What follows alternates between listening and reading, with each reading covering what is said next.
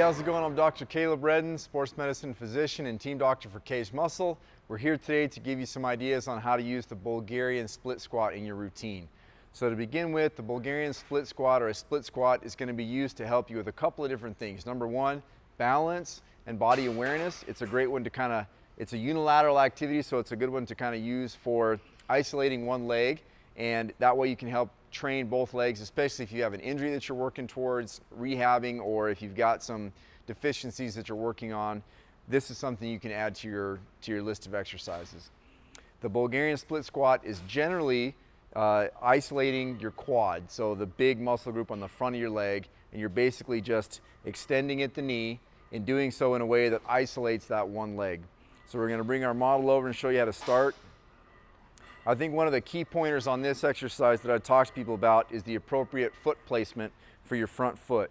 So what I like to have people do is when they start, you're going to bring your trail leg up onto a bench.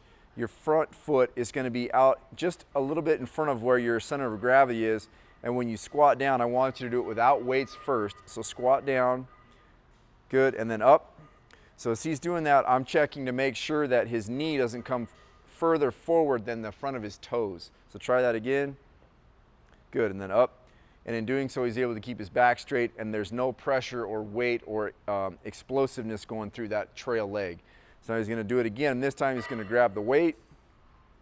Yep, back straight. I'm going to go through about 3 or 4 reps here. Good, flexing his quad at the top, getting a good stretch at the bottom. It's also a great hip flexor stretch for that trail leg.